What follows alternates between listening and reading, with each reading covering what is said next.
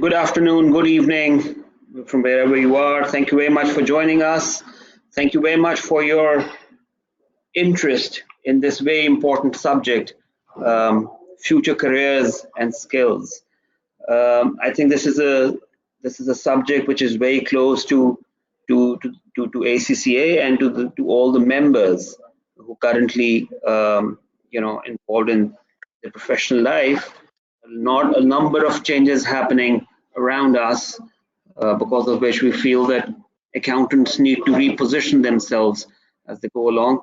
And if they're not doing that, if they're not fully aware of that, that could mean that they will have to face the fear or danger of extinction. Um, on this very important subject, we have an expert with us. His name is Imran Furqan.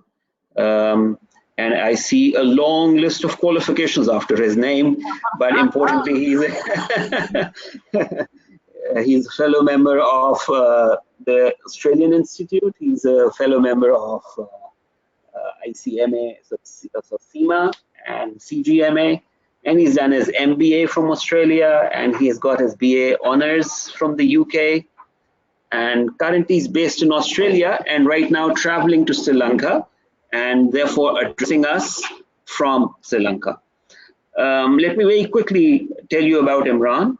Imran is passionate about business collaboration, connecting businesses together, fostering industry partnerships.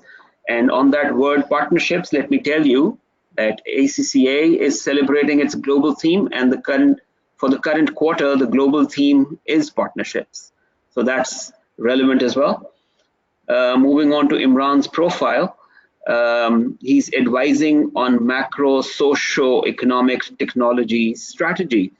Imran will definitely love to hear more about that. What does that include? If you get time in the introduction.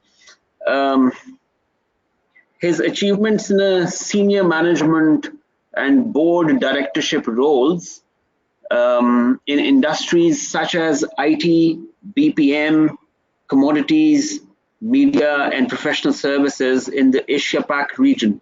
I think that's a very, very broad-based experience that Imran has got there. So I think with this kind of expertise, I'm sure you're going to make use of this opportunity, ask as many questions as you want to from Imran, learn from his experience, his expertise. So let's make it a fully interactive session. Some housekeeping for you. All of you will be able to ask questions using the questions dialog box. So as we go along, you can keep typing in your questions, keep your questions coming in. I will do the filtration as we go. And from time to time, Imran is going to take a question and answers break, although we'll have a slightly longish question answer break in the end. But in the meanwhile, during the session also, if you have a very pertinent question to ask, please feel free to type it in, and I will pick up the question and put it to the presenter. So that's, I hope, quite convenient for you. Number two, certificates of participation will be sent to all of you through email after the session is over. But more importantly, and with Imran's permission, we will be sharing the PDF version of his slide deck with you. And also, the session is being recorded. So after the session, if you want to revisit some of the content delivered today, you will be able to do that. So thank you very much for joining in once again, and we are off to a good start. Thank you very much, and over to Imran. Thank you, Harun, and welcome everybody from different parts of the world. I'm delighted to be with you. My association with ACCA has been, even though I'm not a member, for well over a decade now. I've done all sorts of things, collaborated with ACCA as a body in multiple countries, in Australia, in South Asia, and also Southeast Asia. Continue to do so as well. I've lectured for ACCA. And I've helped some of the curriculum development in terms of being on various panels and continuously engage with such an international body. I love ACCA because it's an international body and it's spread right around the world. And I make connections with people all the time through various things that I've done with ACCA. So much so that people think I am an ACCA member, and I'm delighted that they think so. So there is no better investment, Warren Buffett has said, than investing in yourself. And you've done the right thing by spending, depending on the time zone, an afternoon or an evening with us to explore future careers and skills. Right? There is no greater time in history where you are lucky to be alive. Right? We are able to connect with people around the world and access opportunities. Right? All of you are tuning in from different parts of the world, and it's amazing to be able to connect with you like this in real time and kind of share knowledge. Let me look at what we're going to do today, right? We're going to look at 5 or 6 main areas. What are the drivers of the future of accounting and finance? What are the impacts, of these drivers? What are the skills and competencies that employers are looking for and will continue to look for? How do you transition your career? I've been working for around 20 years now, right? 9 different industries. I plan to work in quite a few more industries and for quite a longer time than maybe my parents' generation. And how do you take actions to future-proof your career? How do you make sure that you get that raise and you get that promotion and you are not made redundant by technology? And that is why we're sharing knowledge, and I'm looking at your questions. Hopefully there'll be quite a lot of interaction as well. What are the drivers of the future? Now, we're looking at a macro first, and then we'll drill down to accountancy and finance, because we live in a macro environment around the world, right? The World Economic Forum has done some very interesting, research around what we are looking for. And one of the things that they have identified over the next 3 years, really, there are trends that they think are going to positively impact business, and then obviously there are trends that might negatively impact business, even though I personally feel that even in those you have an opportunity to make something for yourself as well. So they see an increasing adoption of new technology, availability of big data. I think there's 90% of all the data that has been created, they say, has been created in the last few years. The mobile internet has empowered communities in ways that you cannot have imagined even a few decades ago. Right? Farmers, I find all over the world, are able to access information, access prices, negotiate, and see for themselves what's happening. That's an amazing technology. AI is coming, artificial intelligence, and we'll talk about that and the impact that it might have on accounting. On Tuesday, I'm actually speaking at the Malaysian Institute of Accountants, the annual conference, and the panel I'm on is about the mind of the finance leader in the era of AI and how, and the 4th industrial revolution, and how we should tackle it. Cloud has been around for a while, becoming more widespread. And then there are shifts in national economic growth. Asia is rising. Other regions are declining. There is a massive middle class happening in the developing world, which sometimes is larger than many developed countries in terms of population. There is a lot of affluence. There's a lot of money in significant numbers, which creates opportunities. Education is becoming accessible to all, and that's amazing. Also, there are all sorts of new energies that are coming in, energy supplies and technologies, and there's a massive, expansion of the middle class, which bodes well. Of course, there are some trends that we have to worry about, right? One is protectionism, and I'll talk to you about that, because that also provides opportunities for finance leaders as well, in terms of accountants. That also means that we have to trade with new partners, which is an amazing opportunity. There are cyber threats today. I'm told that my friends in Australia have been impacted for the last 7 or 8 hours by an outage at Commonwealth Bank, the largest bank in Australia. Nothing is really happening for customers of Commonwealth Bank because they can't withdraw money. They're moving to a cashless society. Therefore, threats increase. Government policies are shifting. They are becoming not necessarily more protectionist, but also more nationalistic. And there are opportunities and threats in that. Climate change is affecting every country on the planet, developing, it's real.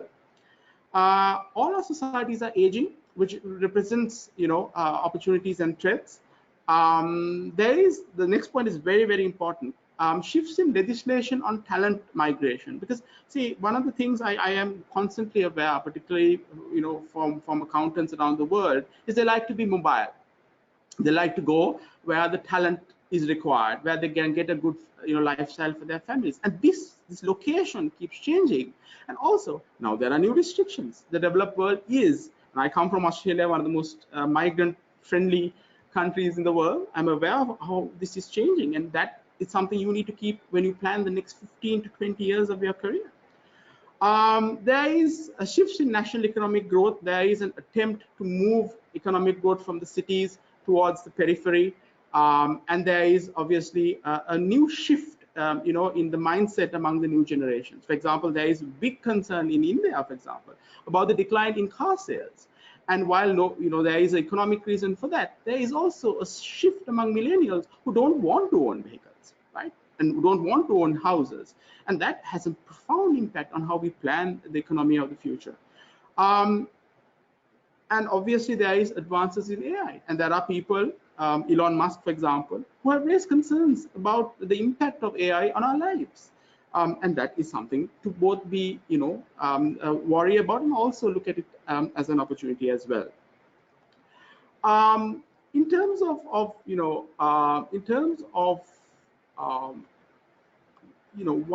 what do we do in terms of our careers and stuff like that?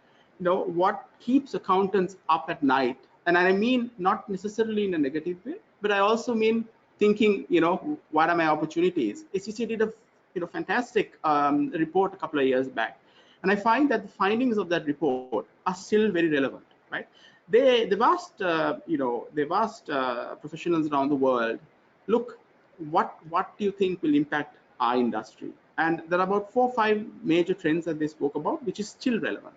Number one, the development of intelligent accounting and automated accounting systems. The word intelligent is something that you need to keep in mind, not just accounting systems. We've been having accounting software for decades, right? Here is where we have, the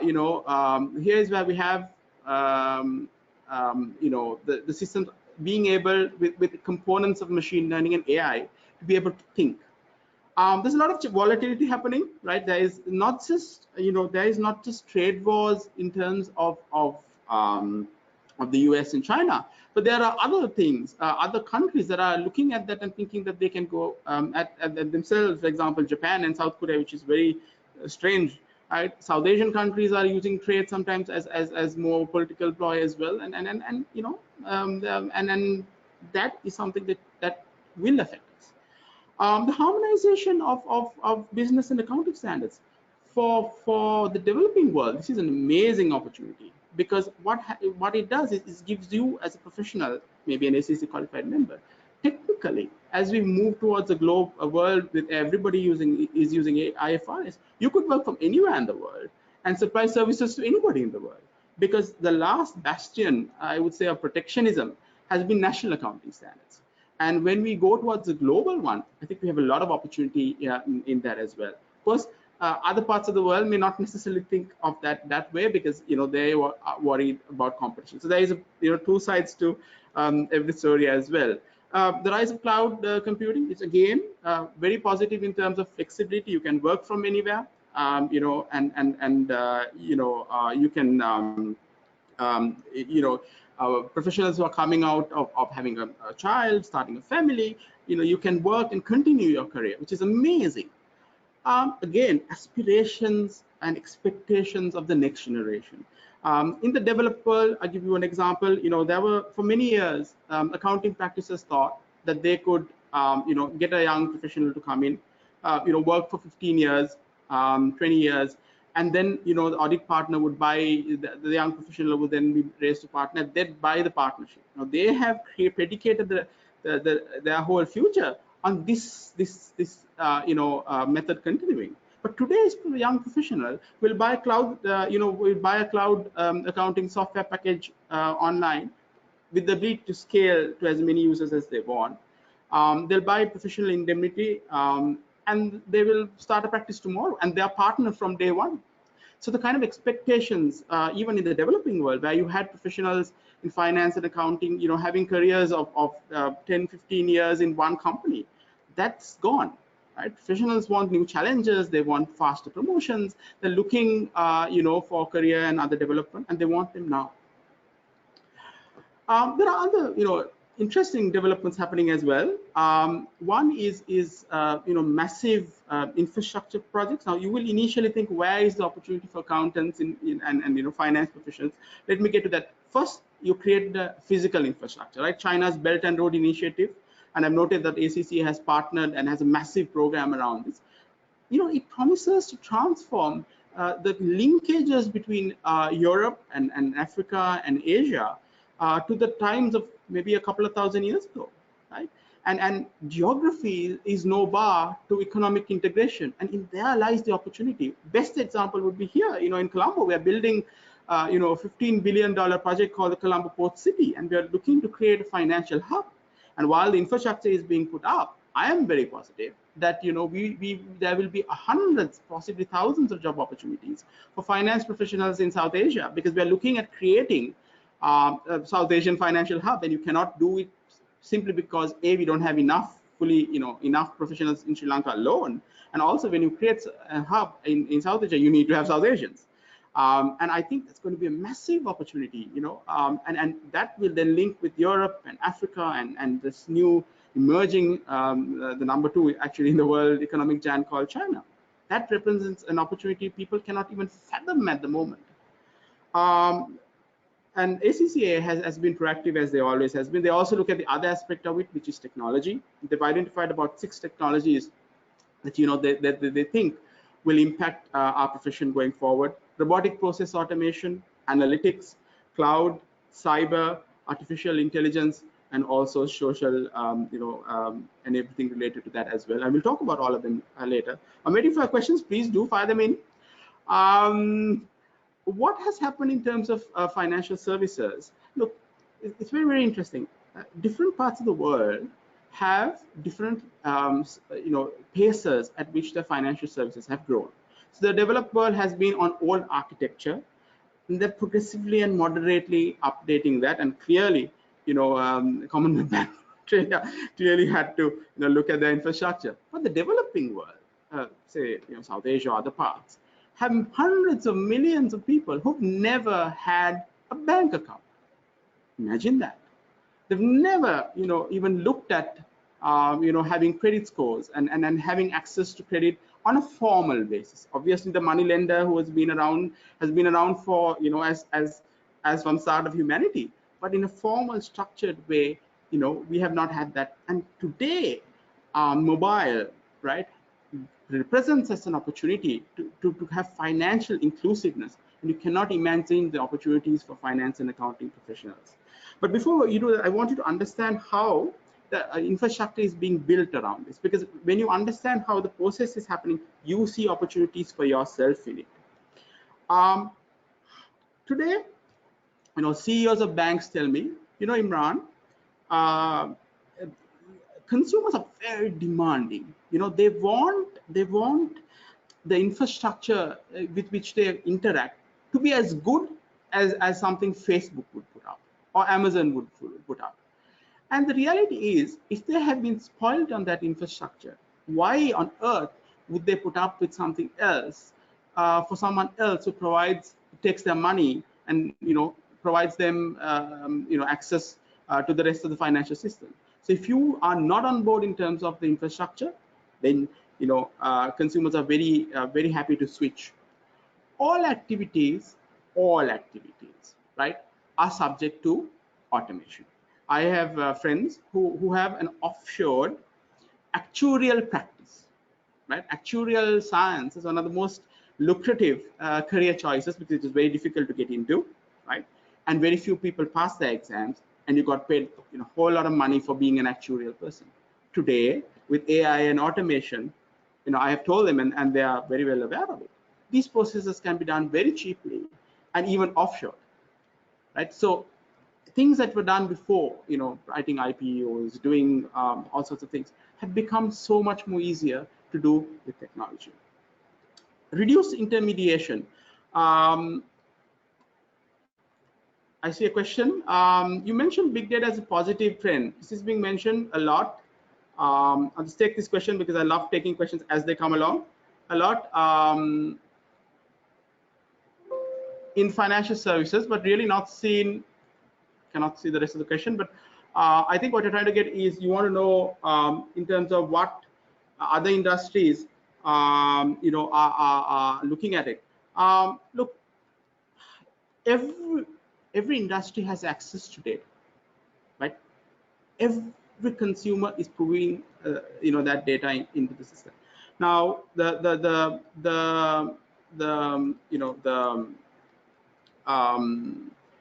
the reason why the adoption is not there is two reasons. Number one, every industry don't see the value of data.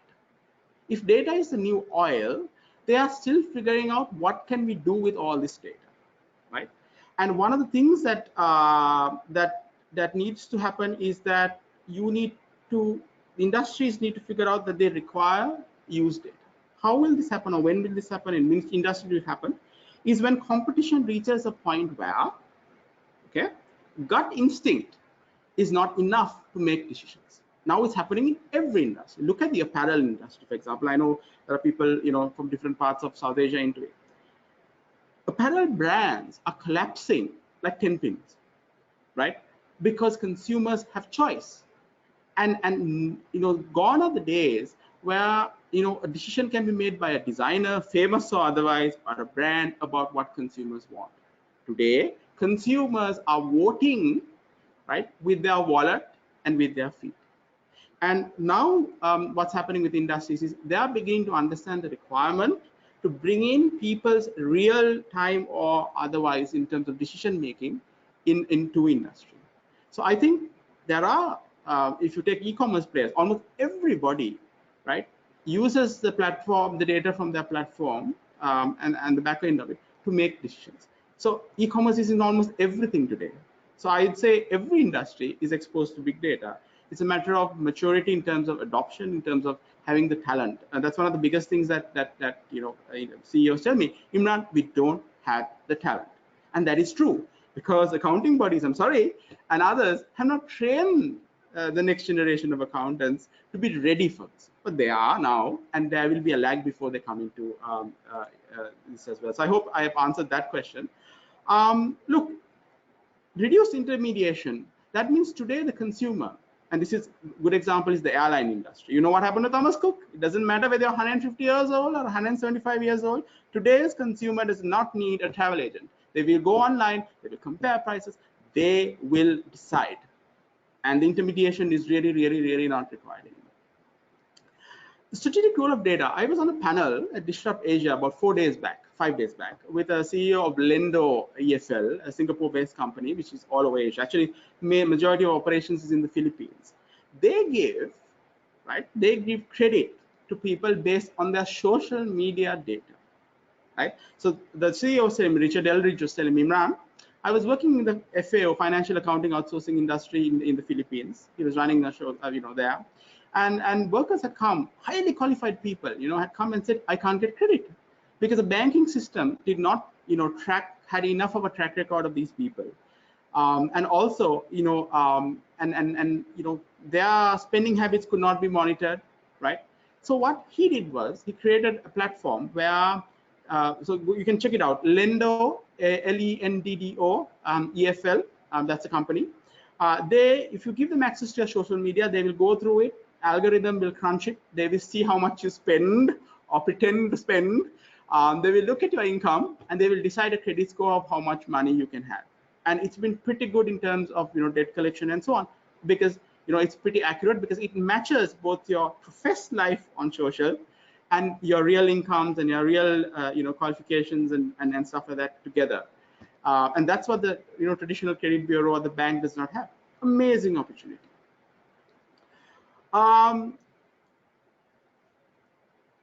Look, talk a lot about technology, but what I have noticed in real life, and then something that the question was also, is that real adoption lags the hype? Okay. And that is to be expected, because people get panicky and they talk about all these buzzwords. And I had a client in Melbourne, ACCA member, who ran a leasing company, came to me and said, Imran, I want to put blockchain. So I asked him, do you really need blockchain in your industry, right? Are the regulators on it? Are the wholesale finance providers? So these finance companies run on the finance that wholesale providers provide, like say Macquarie Bank, for example.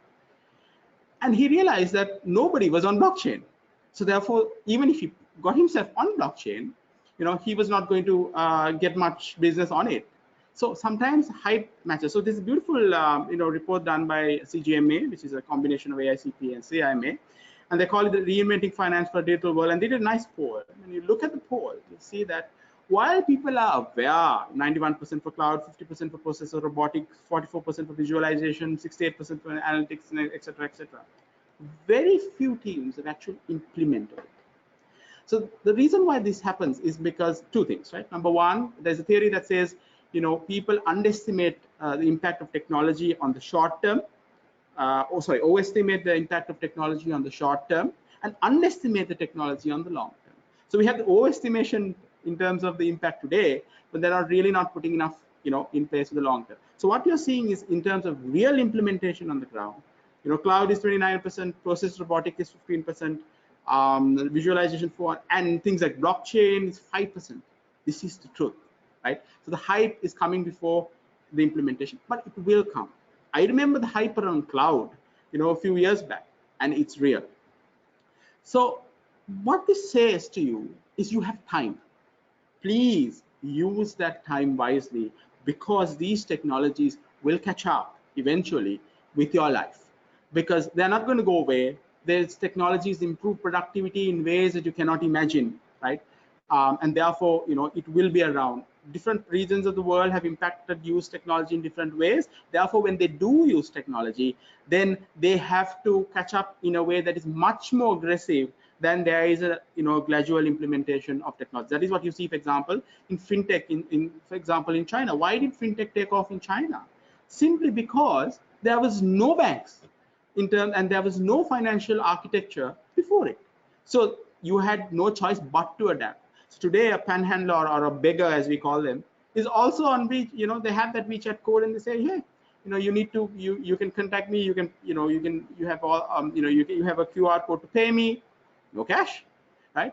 And I think even other parts of the world will have to adopt it much more aggressively as we go along, because the cost of cash is a little bit too high in terms of continuing. What are the impacts of these drivers? Look, people want everything now, right? There's another question I think we have from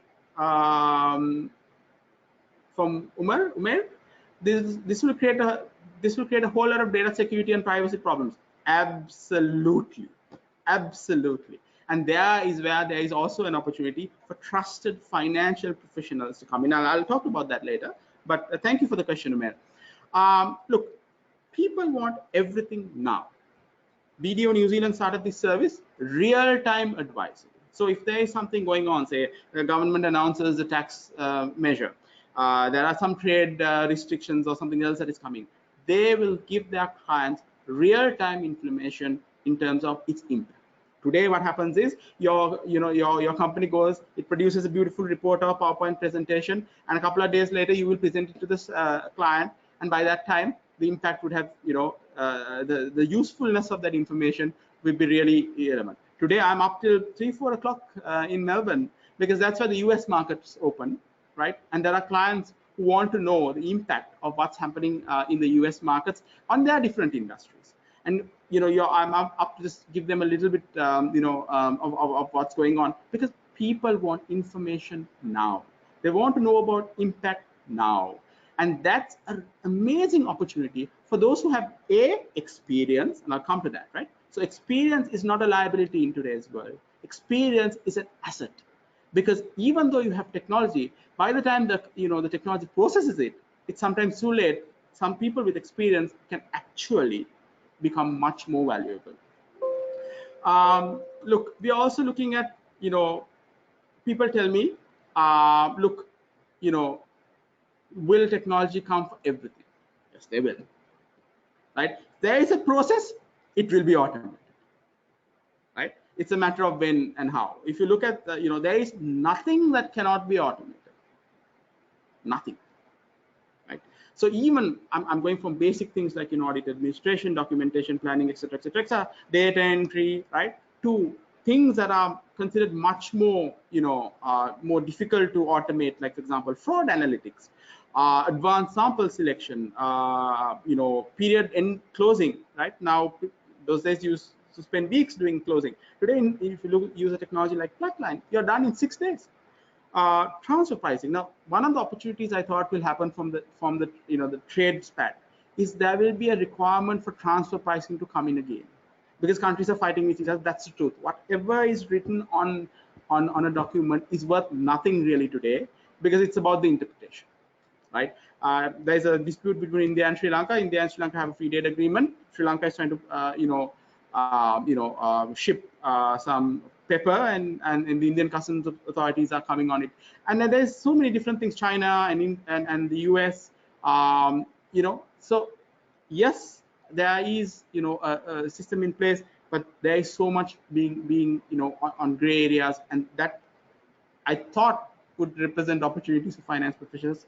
Sadly, I have a feeling that that could also be automated, but there are opportunities from that as well, particularly in terms of the negotiation with taxation authorities, in terms of customs authorities, in terms of government officials, because that can be only done by a human at the moment. That's where the opportunity is. Robotic process automation. There's a lot of talk about this, right? Processes are getting automated. Yes, they are.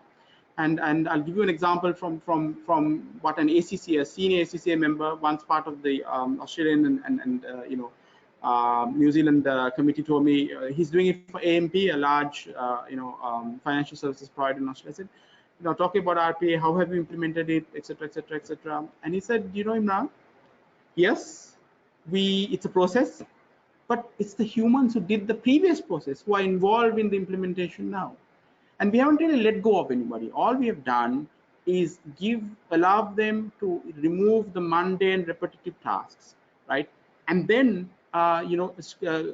contribute to decision making. There is improved motivation, because nobody wants to do mundane processes. There is better career prospects, because nobody promotes someone who does a process that anybody else can do. Right? So it's a big opportunity for people as well. I'm still waiting for your questions, so please do shoot them across. Future skills and competencies in demand. Now, this is critical in terms of planning your future, right? What do employers want?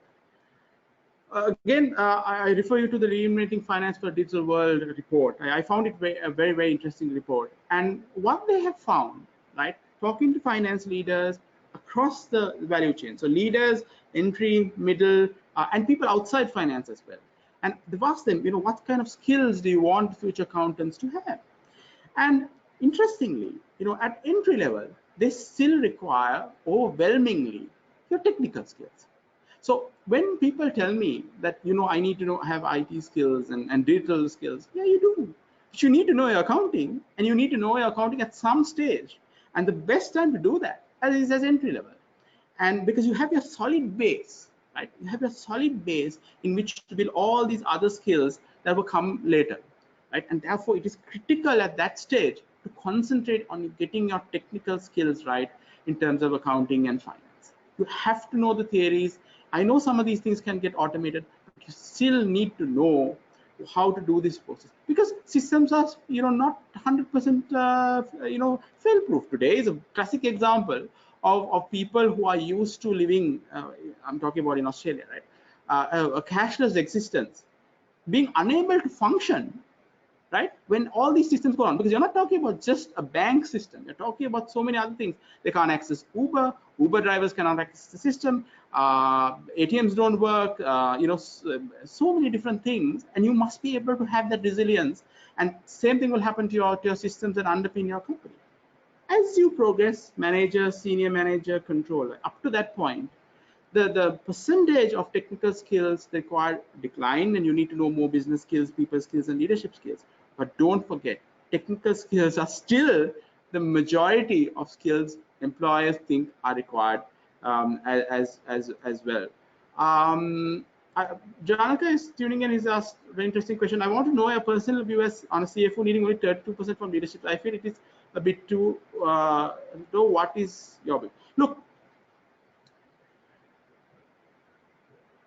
constantly you need to lead, right? And that you will see in the rest of my presentation. Constantly in a team environment, you need to lead, okay?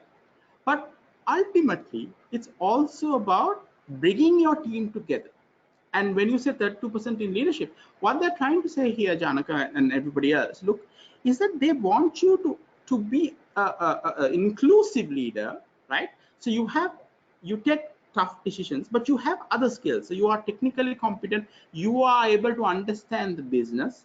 You are able to, take your team and also design. One of the biggest mistakes that leaders do when they get to the top is that they think the only thing they need is to give commands, right? Or just to lead. No. You need to have your other skills balanced. Yes, the majority is leadership skills because you're obviously at the top level of that particular vertical. But other skills are as relevant as required. So I think that is the answer to the question. Yes, I agree that this kind of balance is pretty good, because it gives you a little bit of balance in terms of other skills as well, and and I think that is what you require at the top, and that is the mistake we have with CEOs today, who've forgotten why they are there at the top. Yes, it is to take leadership and make decisions, but it's also to carry your team with you. What else? What else? What else should a leader have, or not just leader? What else should a professional have in terms of digital skills going forward? Number one, data is the new oil, right?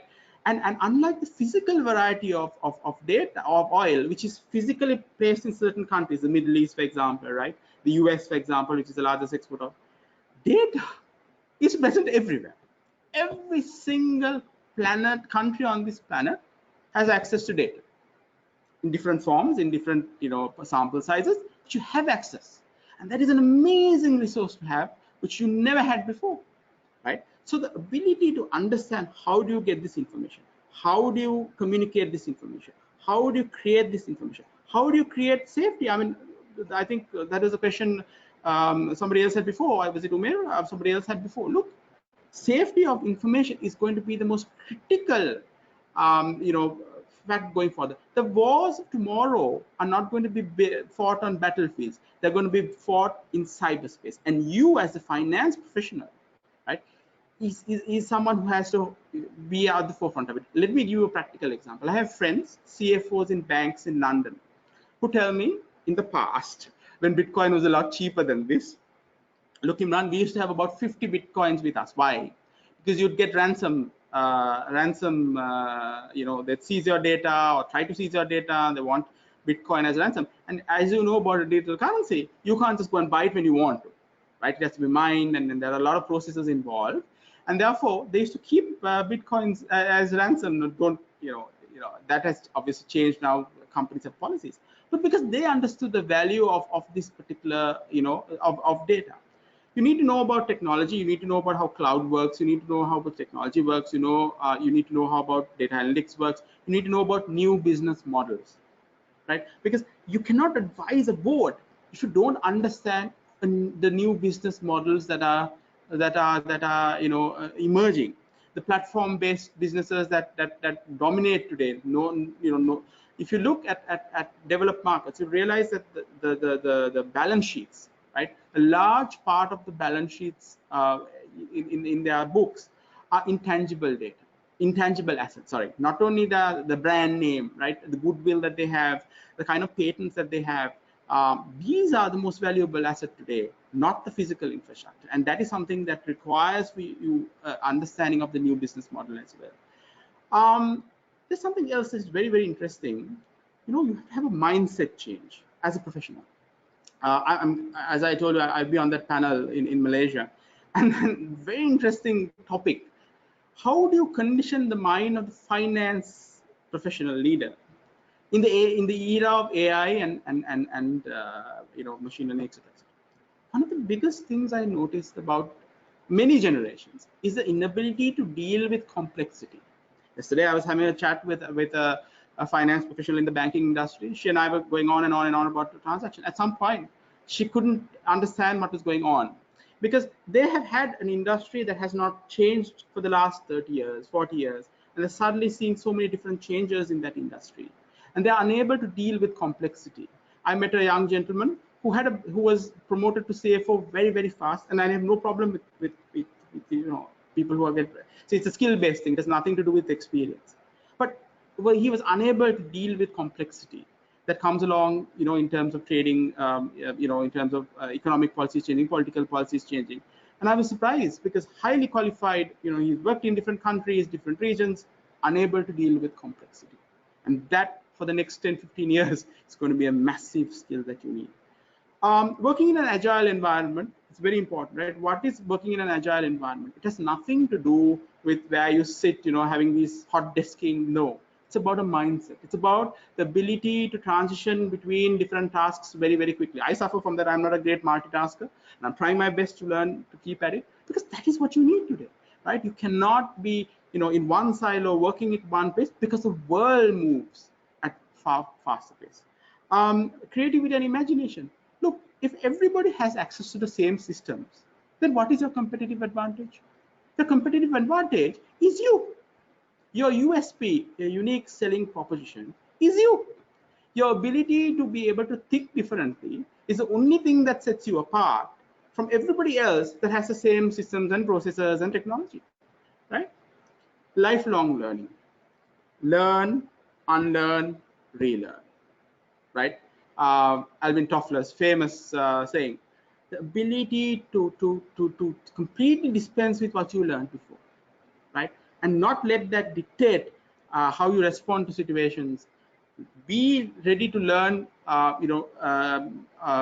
new skills and new attitudes, and accept that as the new reality. That is a very, very difficult task.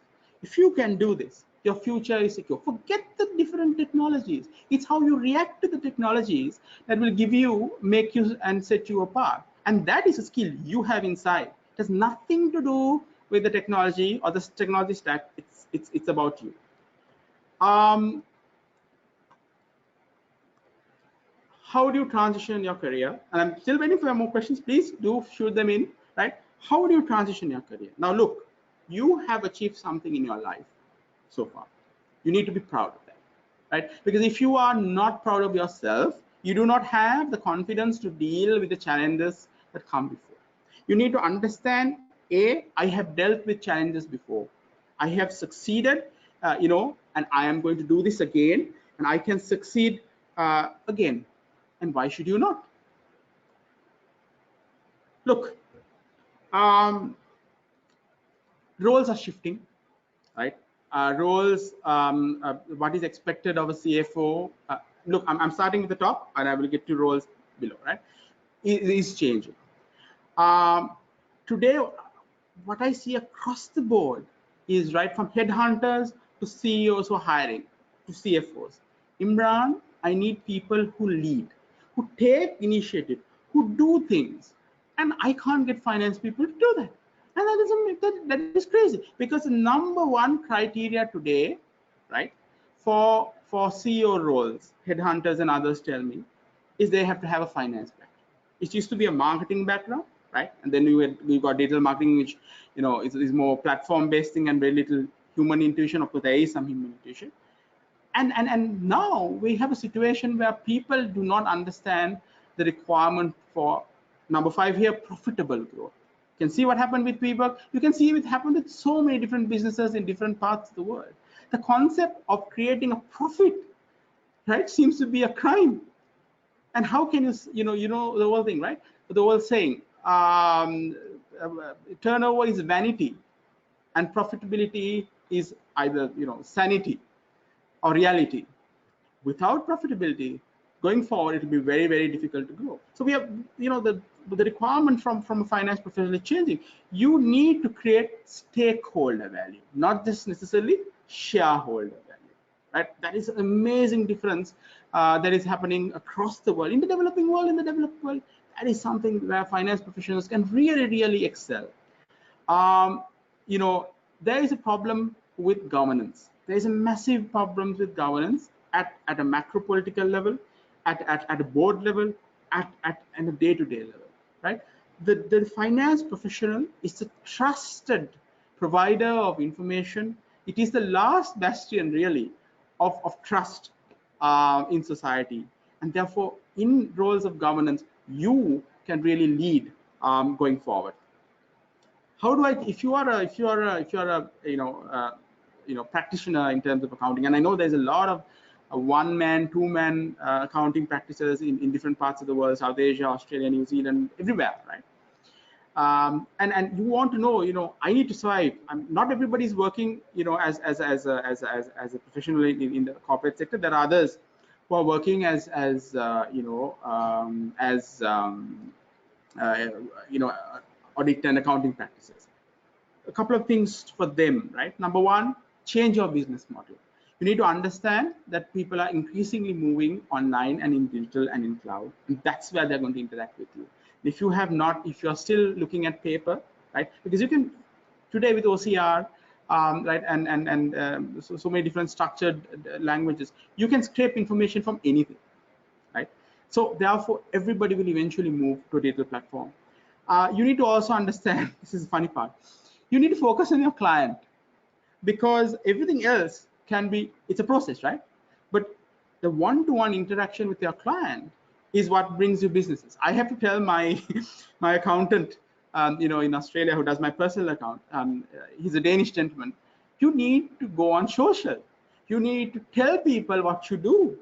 You need to humanize yourself. I'm pretty good in accounting, man. There isn't enough anymore. You need to create a personal brand, right? If you create a personal brand, wherever you are in the world, opportunities will come to you. And that is something that you need to do. You need to create networks and connections, right? ACCA represents an amazing opportunity, right?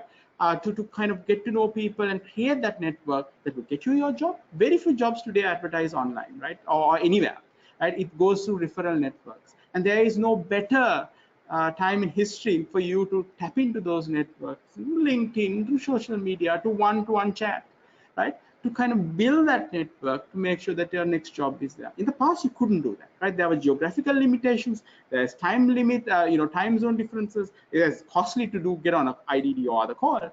Today, it's virtually free. So why don't you do that, right?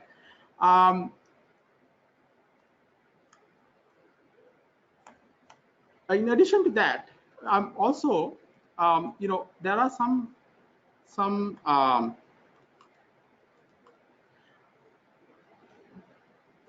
I wouldn't say job descriptions, but they're more like changes in roles that have changed over a period of time. And you need to know these changes, in terms of your individual person, because even though, corporate hierarchies have not changed, I anticipate in the decade from 2020 to 2030, the roles in your organization structure will change. This might unnerve you, right? Because you're used to a structure, you've been seeing this structure, and you think that that is the only structure that is going to get you, a promotion and get you your career goals. Take the example from the IT industry, where they have very flat structures, organizational structures really don't exist anymore. Every business will move to a very flat organizational structure. There'll be a lot of empowerment and also responsibility. And you have an amazing opportunity to seize on this, right? Whatever age you are, and build your career on. So the old roles, financial analysis and planning, financial controllers, accounts payable clerk, all these, all they did was they managed outcomes, right? Not processes. They manage outcomes. So for example, the financial controller had to make sure that, there was control on the finances, and you make certain goals and targets, and you monitor it right throughout, right? Accounts payable, simply, clerks looked at they look at automation and they just looked at the ones that were exceptions and kind of tried to control it. Today, those roles are changing because almost all of that can be automated. So what are the new roles that are coming up? And you will see certain jobs being advertised as this. You as a fully qualified or part qualified finance professional has an opportunity to take those roles, because you will see in the job description, right? It's very interesting.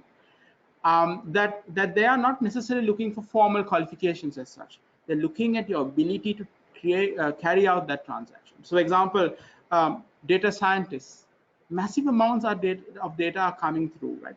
We are only processing 1 to 2% of that data. Imagine when we start processing so many of them. IoT, Internet of Things, right? We have so much of equipment around the world that is dumb. What do you mean by dumb? We do not know, in terms of, until it breaks, we do not know how utilization, right? I was on the panel again at Disrupt Asia, and I was talking with this amazing CEO, Blake. He's based out of Hong Kong, but he has operations all over Asia. What he does is it's called Lala Move, right? The company, you should check them out. They look at small vans that do one delivery, and they come back empty, and they're trying to be like, to some extent, an Uber, right, for trucks, where they match not just the truck driver and the owner, but also the end clients, right, who want things moved, and try to create, utilize those capacities to make sure that there is economic growth. Amazing opportunity there, right? Scenario planners. The world is becoming more and more volatile, and will continuously do so for the rest of our lives, right? If you think that the world is going to become a simpler place, I am sorry, but that is, we passed that stage. So if the world is going to be a very volatile place, there's going to be a lot of opportunities for those who can, to some extent, look at the information provided, particularly by financial information, and see what will trigger certain things, right? What will create, run different models and see what are the outcomes that happen. Amazing opportunity, fun stuff, right, that you can do. There are new roles coming, which I call market makers. Now, these are not market makers in terms of the financial services. These are people who look at what's happening macro, people who are looking at what's happening in terms of day-to-day social demographic changes, and then they're looking at what's happening inside the business, and they're coming out and saying, you know what, there's an opportunity for our business to do this in this area, right? There's changes in how millennials and Zers consume different things. There's a massive opportunity for so many different industries, right? So there are declining industries like alcohol, tobacco. Not about, people are making lifestyle changes. Today I was on a conversation from a New Zealand-based massive milk supplier, and talking to one of the head of HR in the Asian region, in Southeast Asia. He was telling me, Imran, models are changing. I said, yeah, you guys should be in milk based out of plants, because that is a major thing that is going on in the world. So in the West, it's about the carbon footprint, etc., etc., etc. In the East, it's about the fact that for religious and other purposes, people don't consume milk made from, say, from animals and so on. But plant-based, food alternatives, it's an amazing industry, and there is huge opportunities in that as well. Again, there are social behavioral changes that are happening, right? And there are demographic changes. Populations are aging. The funny thing is, populations are aging across the world. Right? South Asia has a demographic dividend these days, which means that a lot of young people are there now. But again, they are also aging. The developed world is aging as well. There are new opportunities, new industries that are coming up because of those demographic changes. What a great opportunity this is for people like you.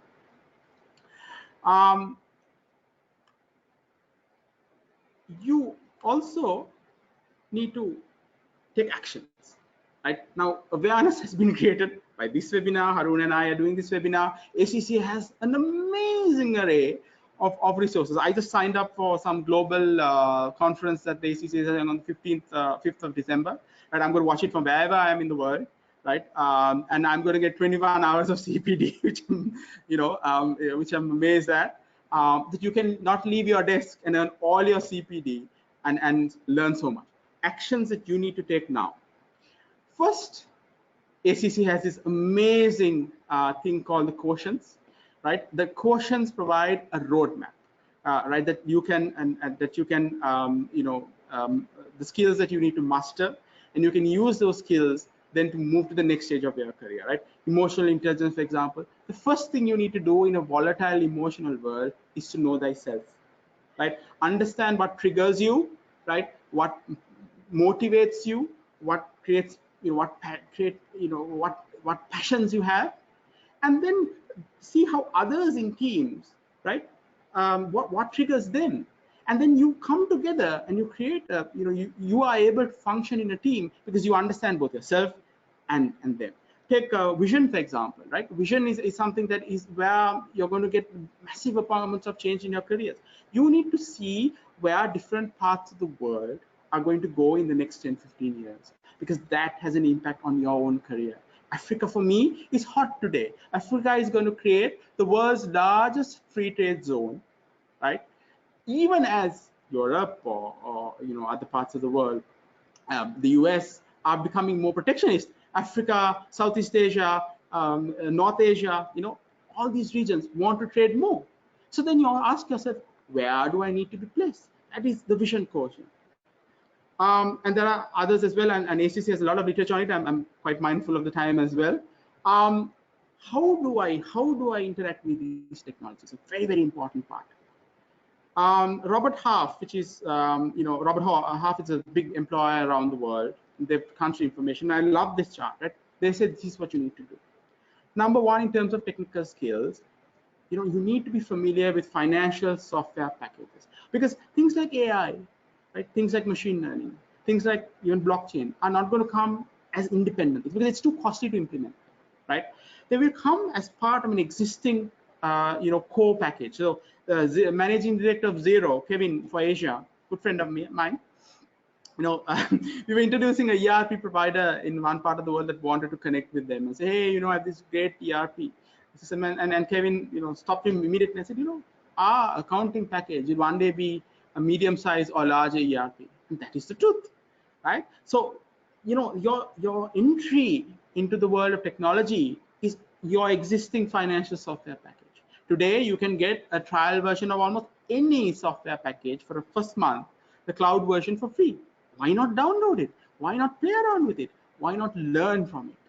Right? That's the first skill you need to do. Number two is analytical skills. And also, I want to add something else about these different software packages. See, one of the selling points that you have, and that again makes other people redundant, is that employers decide to ditch packages overnight, right? And if you are not familiar with the new package, you suddenly become less employable. And you need to correct that situation, because the employer doesn't care whether you are aware of the new package or not. They have made a choice. You either follow it or become redundant in terms of your skills. Analytical skills, very, we have been born and fed on rote-based learning. So process. Analyze? No, because when you think, it seems to be a dangerous thing in our education systems. No, we need to be more and more analytical, because the process part is going to get automated. Accounting and reporting standards, you are aware of the chaos, right, that certain IFRSs have been doing in terms of leasing and so on in the world. We knew it was coming, but it still caused a lot of problems. So continuously, accounting and financial reporting standards, you may think it's outdated. It is not. It will evolve, and you need to be on top of your game as well. Also understand, as we create more data and others, we are going to have more regulations come in, right? Regulators do a catch up. Okay, so they're always behind the curve. But when they catch up, believe me, they will catch up with a vengeance, with a whole lot of regulations. If you are on top of that, then you are a step ahead. For example, I'll give you a very good example, right? When GDPR came, I knew it was a matter of time that other countries around the world, including in South Asia or different parts of the world, are going to come up with laws similar to that. Because one part of GDPR also means, even if you have one European Union based customer, one, right, you need to have it in place because you're liable. So what happens today is regulation is becoming global, and whether you're living in a developed country or a developing country, you need to know what's going on, because it's even inevitable that you're going to be a part of it at some point. Soft skills are also important, right? Because these are technical skills. Again, at some point, you can automate them. But soft skills is what makes you human, and what makes you human is going to make you very, very successful. Leadership. I don't know why, but it keeps coming up for me in discussions with CFOs and with CEOs and headhunters and recruiters. Imran, finance people need to lead. They don't want to lead, but you have to force them to lead. So leadership means, even for example, in a tiny project in your office, or it could be a cross-functional team of marketing people, of HR people, of technical people. Why not the finance person take the lead? Because you know the numbers. You are ultimately the person that they are going to come to. Communication, right? Communication is becoming a major problem because we are now used to chatting, right? And when we chat, we have a particular kind of skill in terms of minimizing the words. So the way we chat, for example, could be so offensive to the person on the other end. So the ability to understand how you convey information between different technologies, even say, for example, I've known some of the older generation, right? They will give out a number and they will be, okay, so put up with it, right? And that's how finance used to lead in the past. Today, different stakeholders, right, have a bigger role in terms of having an influence, and therefore you need to listen to them. And the best way to do that is to communicate what you are doing. One of the biggest problems for the chaos in this world is that leaders are unable to communicate why they are doing something, how they are doing something, and how everybody else will benefit at the end of it. Because we have a lot of baby boomers who are not leading. That's another problem, right? Communication was not their strong point. Number two is across the world, right? Look at Trump. He's in his 70s, right? Merkel, for example, is having her own challenges. There are leaders who are unable to communicate, right? And even corporate leaders are unable to articulate what they're doing, and that is I think half of the reason why the world is in chaos. Commercial acumen, right? You need to know your numbers, but you need to know the business, because what you say today, because of the volatility of what's happening in the business world, when you go and tell people who have domain knowledge, look, the numbers say something, they will bring that domain knowledge of the industry and tell you why it's happening, and then you are caught flat-footed because you are still looking at the numbers as a pure thing. Right? You are not relating that thing to the industry you are in, and there are parallels in this industry as well.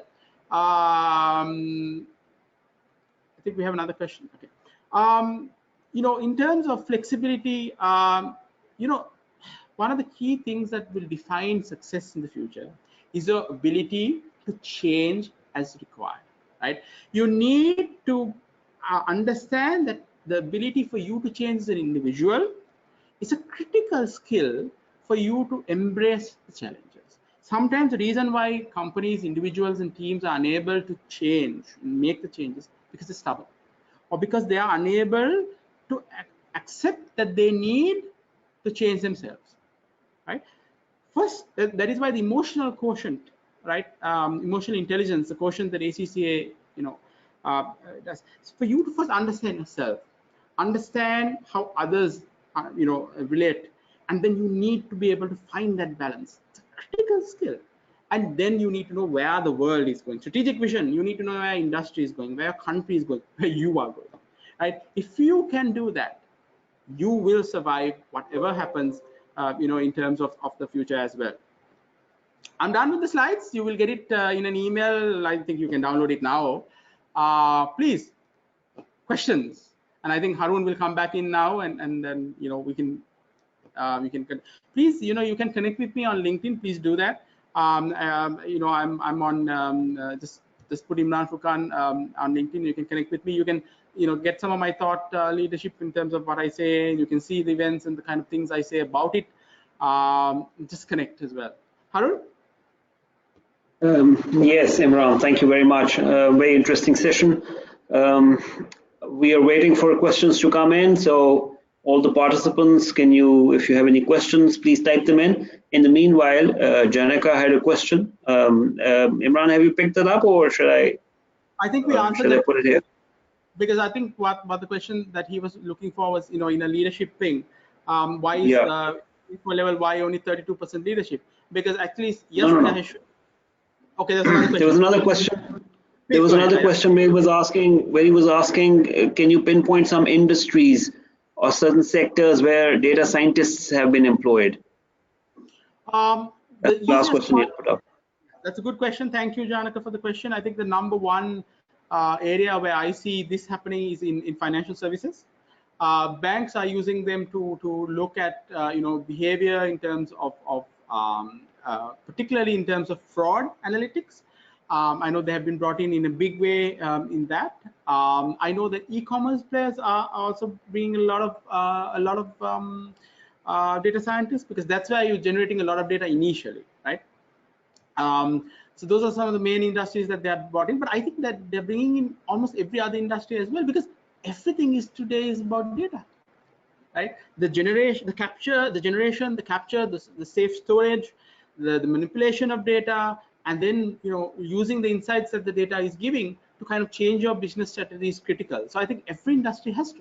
I know medicine is looking at that, in terms of creating accuracy in terms of things like looking at X-rays and stuff like that, in terms of patient fatalities, and seeing whether particular doctors have how they operate and so on. So I think this, as long as data is involved with any industry, and data is involved with every industry, you will have data scientists and others. Oh, good question. Okay, so we have more questions coming in. Rakibul Hassan is saying, would you please tell us how we can adopt the skills you mentioned in your discussion, how to learn, where to learn from, etc. So your advice on that. And there are two questions here. I'll take that. And there's one more. Could you speak of the opportunities for accountants to sit on gig platforms? That's from Mariam Riza. Yes. So two questions. The first one is, you should analyze your learning, right? The large part of your learning comes from the job you do on a day-to-day basis. Okay. So for example, when you take, you have prepared a financial accounts or reports or whatever that you have done for an employer. There's a statutory requirement, and then you might do a PowerPoint for that, for a reporting season. But after that, you can play around with that data, right? You can go out to the world. Today, the internet is full of information in terms of where you can get, industry information. Then you can take that industry information, right, and you can play around with it and create different scenarios. There's enough of software programs out there. Even basic Excel can do so much for you, right? In terms of how do you play around with data? Then what you can do is you can take that information, you can work with other professionals, young people or older people, and you can have an interaction even out of office. And it makes you a stronger person in terms of doing that. How do you get other information? Oh, ACCA. ACCA, I cannot understand why ACCA gives us so much of free information out there in terms of CPD. I haven't seen any other body in the whole world put up so much of thought leadership. When I do presentations, a large part of my presentations come from ACCA reports, because nobody else really produces those reports. There's webinars, there's conferences, the big technology companies, you can tune in and watch their, big global events for free on the cloud. You can read books the old-fashioned way. There are quizzes now, for example, around the questions, right? ACCA has a website where you can do questions. You can test yourself on the different questions. I did it, right? As soon as ACCA put up those questions, I went and tested myself and got a report for myself, which I will not share with you, but the report says I'm pretty good in all of them, right? And I tested myself, right? There's so many different tools out there where you can do so. Thank you, Mariam, for the question about opportunities for accountants to sit on gig platforms. Look, I'm on a platform called the Gershon Lehman Group, where anybody can sign up, right? They look at your experience and your qualifications, and so I get work from different parts of the world. Some of that work involves, so a bigger player would get, like a big four would get the contract initially, then they would farm out pieces of it, right? So I have sat in Australia, and I have done work for a big US strategy consulting firm about a business strategy of an industry in a South Asian, African, and different parts of the world, obviously Australian as well. Amazing opportunity, right? Gershon Lehman Group. There's one in Australia called Expert 360, where they match people, in different stages of their career for short-term gigs, sometimes for days, sometimes for hours, right? And they pay for it. You know, the funny thing, there is an opportunity around the world for you to create such a platform. Go out there and create it. Creating a platform costs very little money in today's world. Create a platform where accountants can work from anywhere in the world, right? And help out each other in terms of getting work as well. And there'll be more and more of these platforms coming up going forward, right? These are the platforms that are on a global basis, right? Because you need infrastructure. You can create one as well. And I know a lot of people who are doing that, because cloud provides you that opportunity to work from anywhere in the world and connect with anybody else in the world. And you have payment systems that can access from anywhere in the world. It's an amazing opportunity, in terms of the gig platforms as well. Yeah, Harun, any other questions? Yes, Imran, there are more questions that have come in. There is a question about gender discrimination. People having this perception or misperception, I would say, that men can do better when it comes to technology jobs. So your comments on that? This is by Yogara de Silva. I'm sorry. This is the beauty of technology. The beauty of technology is that it's gender neutral, right? Algorithms can be fair. Algorithms, you can think about algorithms is, algorithms can be, algorithms can be, algorithms can be, there can be biases, but technology is gender neutral. It doesn't care about race, it doesn't care about region, it doesn't care about anything. It's about a platform and what you can do with that platform. And to be honest with you, I don't think the beauty of technology is that, right? Sometimes there have been tests that have been done where people, they are looking at, they are looking in terms of tests that they've done between different genders. You really cannot say the difference between the two genders as well. There has been a perception, particularly in software engineering, that it's a male-dominated industry or males are better at it. I think that's about opportunity and access. And I think today we are beginning to understand that discrimination at entry and middle level, that is the only thing that is preventing men and women doing that. So if anyone thinks for a moment that gender plays a part, I think technology is a beautiful thing. It doesn't discriminate. So I cannot understand why anybody would think that women can do that. Harun, I cannot see all the questions. Go ahead. There's another, Imran, there's another interesting article by Standard Poor Global. It's saying that firms with female CFOs are more profitable and generated excess profit of $1.8 trillion in the past 1 year. So interesting. It's actually a contrast to what we were talking about. I tell you why. It comes down to the question of leadership and that quotient. I'm sorry, that statistics we went back. See, there is a perception, particularly among men, that when you get to CFO level, leadership means my way or the highway. But in actual reality, leadership is about bringing different people together and taking different viewpoints, right? And so there's a funny survey in Australia where 53% of business owners still make decisions based on gut, right? With so much data available, which is crazy, right? So the thing about female CFOs, or I think it's more not more a gender thing, but it's also about attitude and approach.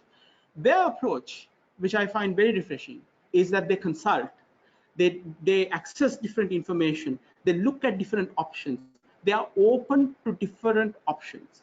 And in today's volatile world, right? You've got to be open to different options. Any other questions, Arun? I see a few, so I can't really see on my platform, so I'm trying to wait for you to run them.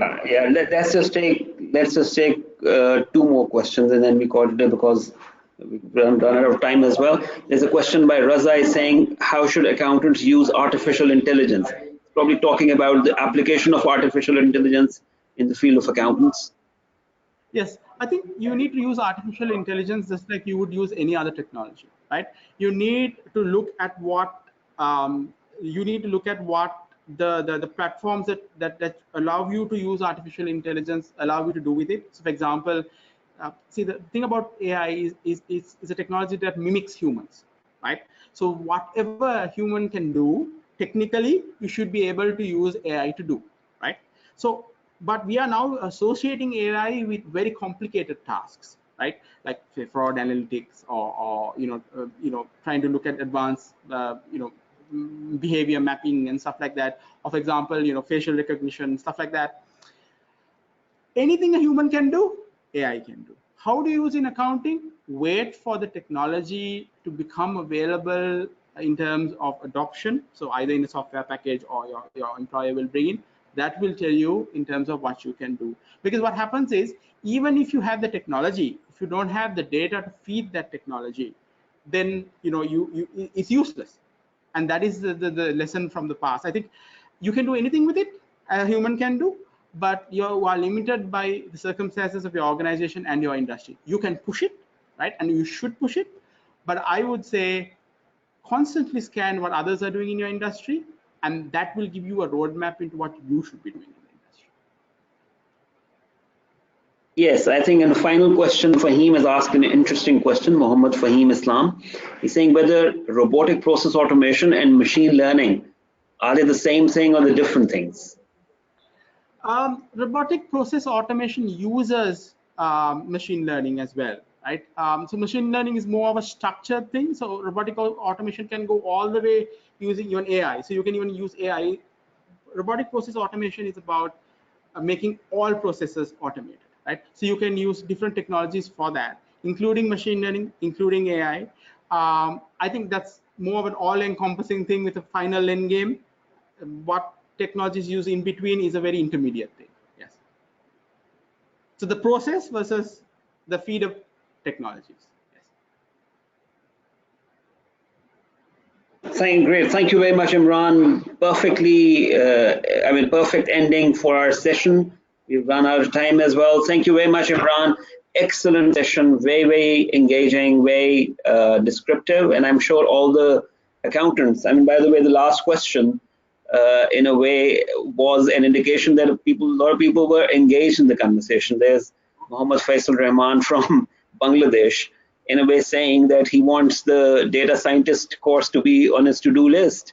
So application already happening. Congratulations to you. You made the first step of securing your future career. Great. Thank you very much. And straight after the session, hopefully by tomorrow, you will receive your certificates. And like I said earlier in the session, the presentation and the recording of the session will also be shared within a couple of days. You can all connect with Imran. Imran, can you share your LinkedIn profile or a LinkedIn? So you're most welcome to. It's just my name and Imran Furqan at at LinkedIn. So LinkedIn/Imran Furqan, and you will get me. And you see my smiling face, and you'll know it's me. And connect. Send me an invite. And I'm traveling, so just give me a little bit of time. I might not get to all of your requests immediately, but I will eventually get there. Great. Thank you very much, Imran.